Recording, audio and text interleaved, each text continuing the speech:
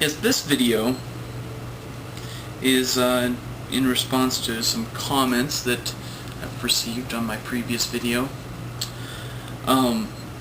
Jake V25 has stated two things that I think is important in respect to salvation for a Jehovah's Witness.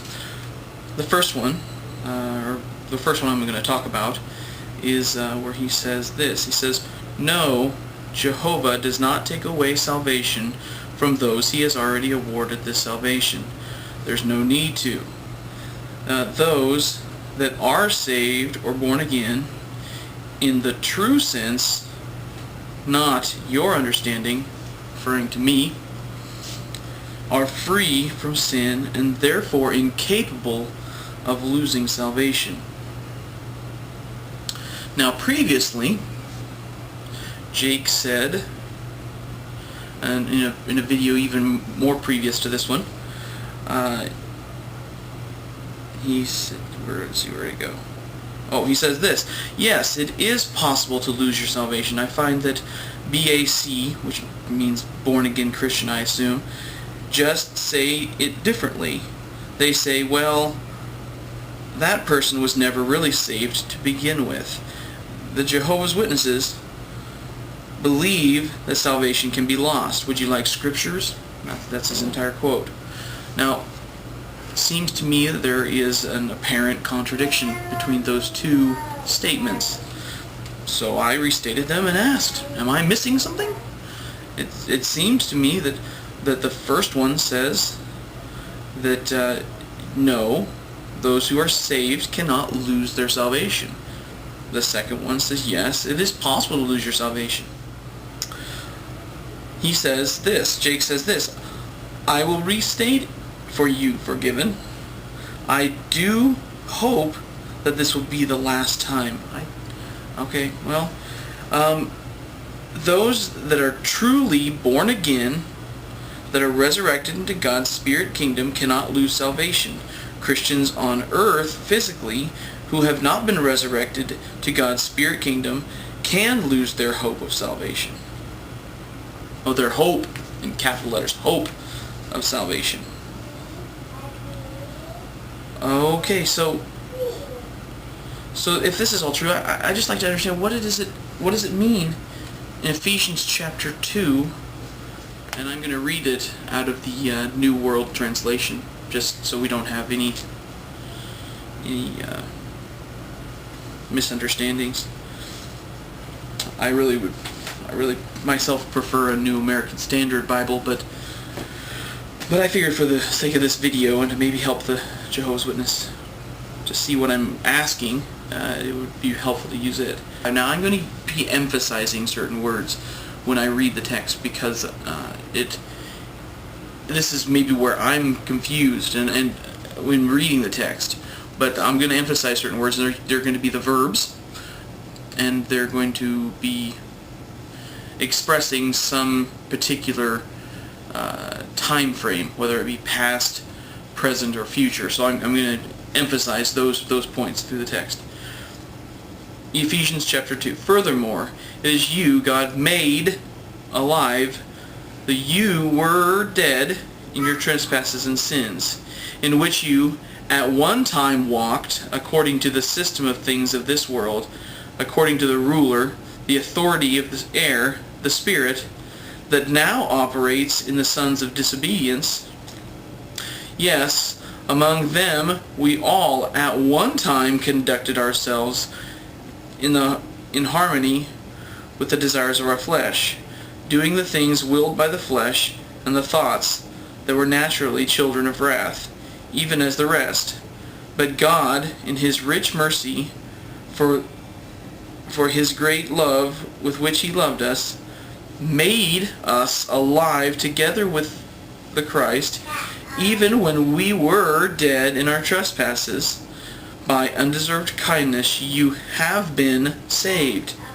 And He raised us up together and seated us together in the heavenly places in union with Christ Jesus, that in the coming systems of things there might be demonstrated a surpassing riches of his undeserved kindness in his graciousness towards us in union with Christ.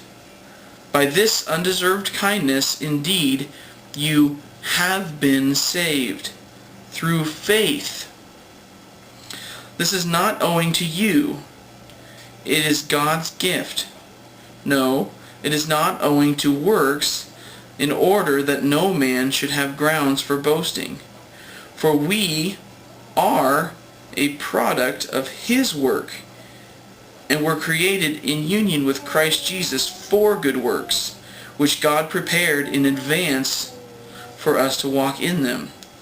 Therefore, keep bearing in mind that formerly you were people of the nations, as to the flesh, uncircumcision. You were called by that which is called circumcision, and made in the flesh with hands. That you are at a particular time without Christ, alienated from the state of Israel, strangers to the covenants of the promise, and you had no hope, and were without God in this world. But now, in union with Christ Jesus, you were once far off, but have come near by the blood of Christ. For he is our peace, he who made the two parties one, and destroyed the wall in between that fenced them off.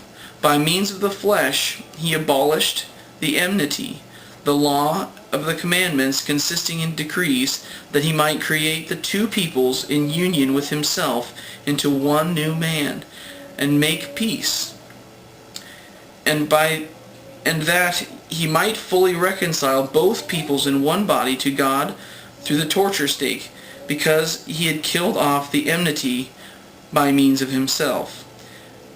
And he came and declared the good news of peace to you, the ones far off, and peace to those near, because through him we both peoples have approached the Father by one Spirit. Certainly, therefore, you are no longer strangers and alien residents, but you are fellow citizens of the holy ones and members of the household of God. For you have been built up on a foundation of the apostles and prophets, while Christ Jesus himself is the foundation cornerstone. In union with him, the whole building being harmoniously joined together into a growing holy temple for Jehovah. In union with him, you too are being built up together in a place for God to inhabit by Spirit. I emphasized the verb tenses because almost all of them in this text have a past tense to them. You have been saved. You were formerly according to the flesh, but now you are according to God. What was it? Yeah, but now you are members of the household of God. Now, was this written to people that have already gone to heaven? Was Ephesians? I mean, I'm just asking. I'm trying to figure out where the logic comes in. Were the people in Ephesus that this letter was written to already glorified and reigning with Christ in heaven? I think, at least it seems reasonable to me, that no, that's not true, that they were in fact in Ephesus. And also that, this is a very famous passage which we talk about very often, Ephesians 8, chapter 9, for by grace, which in this translation says undeserved kindness, which is good, that's what it means. But for by grace you have been saved through faith. It's the free gift of God, not of works, lest any man should boast. Now, was that said to people when they were here on earth? Was it only said to those who have a different hope than we today have?